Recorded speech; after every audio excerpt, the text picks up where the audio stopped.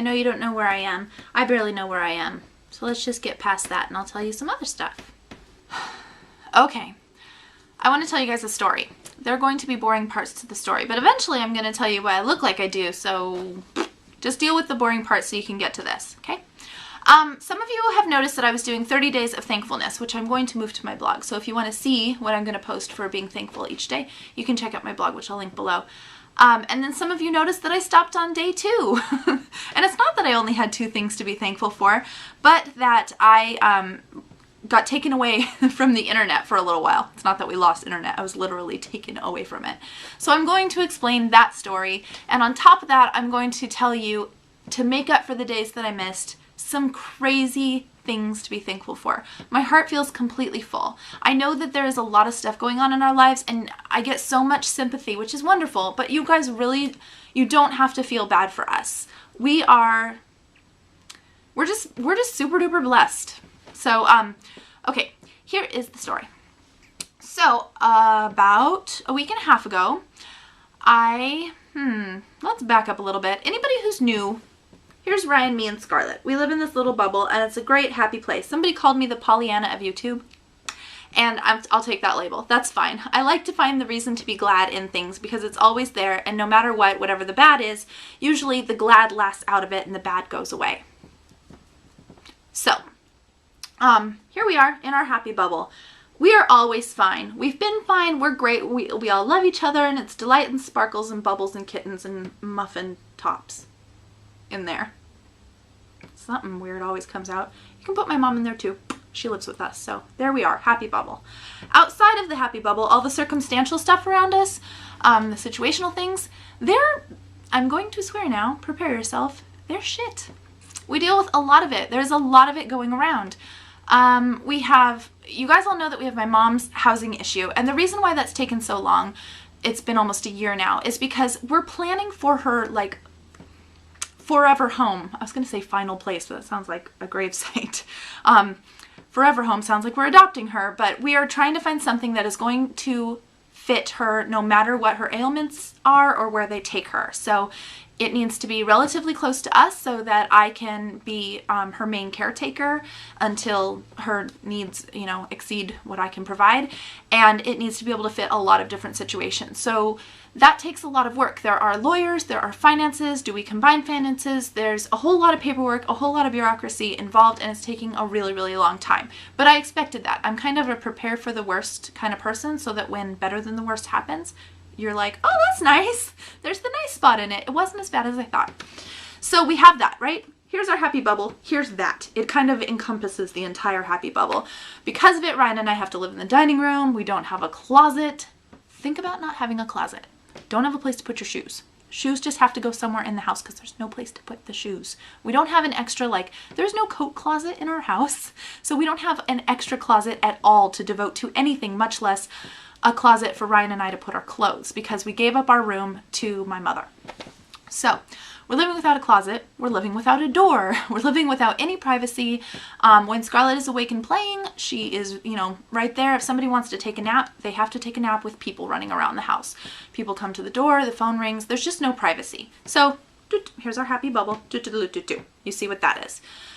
On top of that, we have stuff that everybody deals with in normal life, like Ryan's absolutely wonderful grandparents who we adore and are just like the best people you could possibly imagine and put together in your head. That is who they are. They are the ones that spent their lives loving each other and dancing together and dancing on cruise ships and traveling the world and playing the ukulele for his wife when he brings her a morning cup of coffee every morning.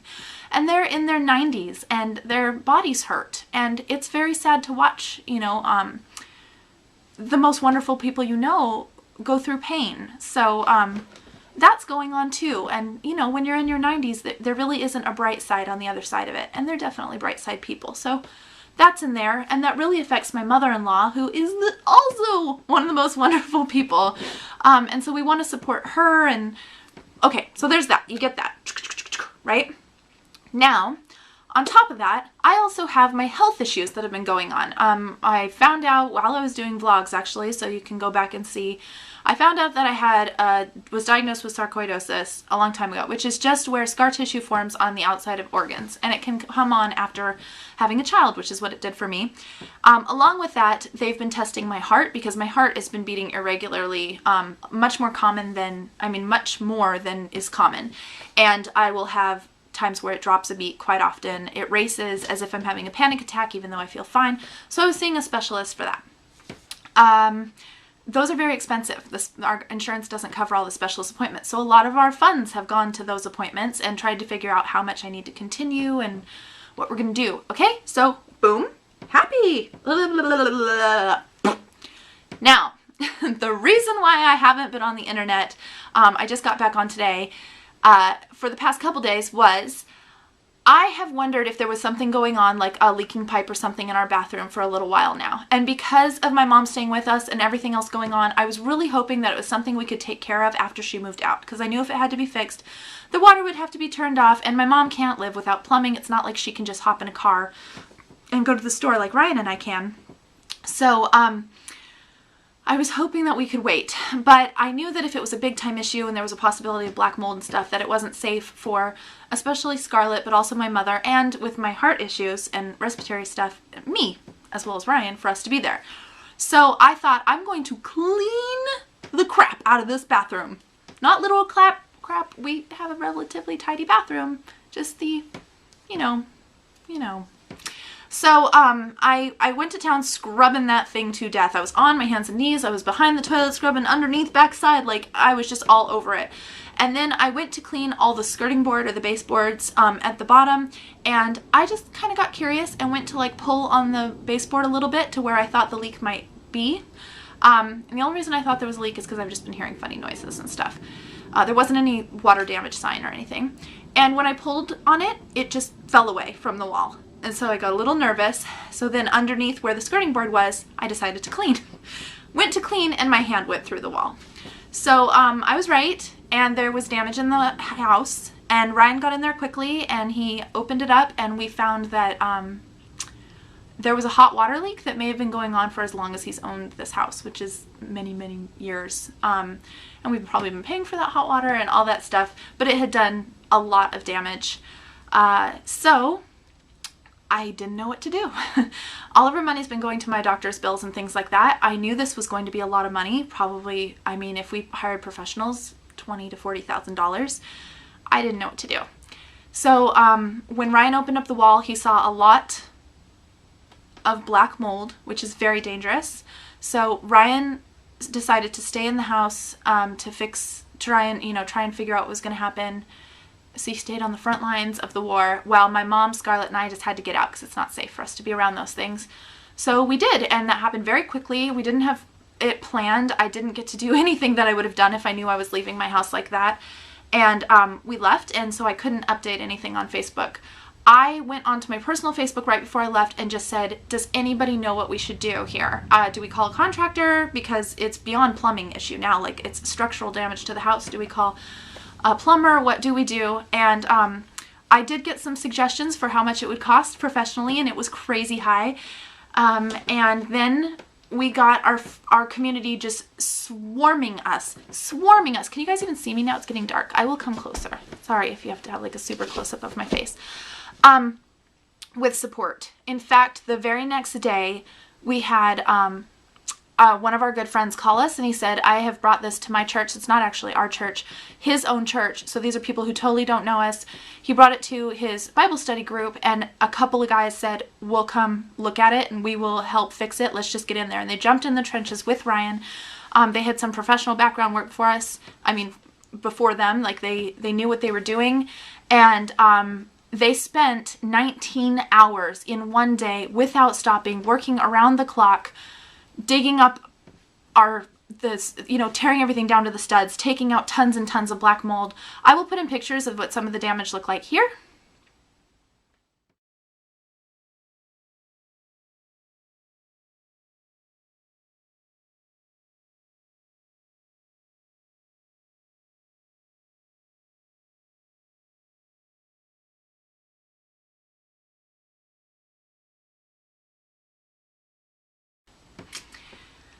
Yeah, so that pipe is ridiculous, and I'm sure that existed before we bought the house, but there was no way for the home inspector to know that.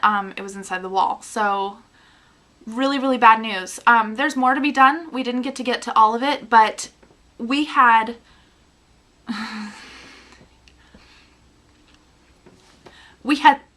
can't do it. We had so much help and support. These people didn't even know us. This man has 4 kids and a wife, and he left them for the weekend to be able to help a family that he doesn't even know, where he was digging in our bathroom where they found black mold and raw sewage. I'm sorry that you guys have to know that that was in our crawl space, but we didn't know that, you know, that was going to happen as they were tearing this stuff out. And he worked until 2 in the morning with my husband and our friend Jonathan. And I mean, that would have cost us thousands of dollars. So they just showed up. Anyways, so for 30 days of thankfulness, we just always feel so cared for. There's so much going on with our world, and it definitely is more stress than I thought I would experience at once in one lifetime. But I never feel that stress. All I feel is all of these people always here for us. Always. I'm so ready to be the person that reaches out and helps people rather than having to be the one to accept the help, because we've been in this season for quite a while and they've never given up on us. They've never looked at us like we are taking too much. To top it off, I know it's dark, I'm sorry. Megan showed up at our house when I wasn't even here. She was worried about me. She noticed that I wasn't on the internet and much, and so I called her after she texted me a couple times and messaged me, and I sort of really quickly filled her in on what was happening. And she kept asking what she could do, and I just kept saying nothing, and I really reassured her that we were so taken care of. Like, people are here taking care of us and they're being amazing. But she found something she could do. She showed up with 3 huge bags of groceries for the guys that were working on the house, with pretzels and beef jerky and soda and, you know, things that guys like to snack on when they're in the trenches having to deal with like the grossest things. And not only that, but she had disposable diapers for me. She was really thinking, because our plumbing was off, so I couldn't use our cloth diapers. So she brought disposable diapers in Scarlett's right size. She brought goldfish crackers, 3 different kinds of cereal. I mean, I know it's not cool to talk about money, but she must have spent a ton of money on this stuff. And then she put together a little care package for me, including this really pretty scarf, which I really, really love. An eye mask, which matches my scarf, for me to be able to relax with. It's got all the pretty gel beads in it. And you know what, Megan? I went to go get this because I wanted to wear it for the video, and I couldn't find it because Ryan had it. The man needed to relax. So I'm happy, you guys. I'm not upset. I'm not saying woe is me. All I feel is incredibly blessed. So many people with talents have been given to us, even when we didn't know them, at exactly the right time we needed it. So I feel like I have way more than 30 days of thankfulness to share. I know it's super sappy, but it's incredible. It's like, it's just a miracle to me that people just show up. We have a need, 2 days go by and they just show up. So these guys just, they heard about our need. They came like almost the next day. It might have been the day after. Came down. They had to drive long distances. Sorry, I don't know if you can even see me anymore. They had to drive long distances to come to our house and be away from their families. They had to put on respirators and, you know, gas masks and like little hazmat suity protection things. And they just did amazing things for us. They worked into the night. Ryan got no sleep all weekend, but that was fine because he was accepting this wonderful help from these people. From Friday to Saturday night, none of us slept. Scarlett, me, and Ryan didn't get any sleep. Scarlett wouldn't go to sleep. I think just all the hubbub. She didn't like being away from her own house and didn't know what was going on. So it was a pretty hellish night, but still, I don't feel that. All I feel is thankful. So thank you. Okay, anyways, I think I will go now. I probably left a lot of things out, but I have to set down my giveaway that I planned on doing until we get this taken care of, because there is more damage underneath the house. They've gotten all the black mold out. It is going to be safe for us to go back, and we have the plumbing turned back on, but there is still a lot of water damage underneath other parts of the house that is going to render it out of commission for a while again. So I just don't know what that means for me or where I'll be. Hopefully I'll still be putting up vlogs, and I'm not going to really talk about this too much more, but that's what's going on. Okay, I'm thankful for you guys too. Thank you. Everybody's been so amazing with your support and the messages when people noticed I was gone for even a day. Love everybody. Bye.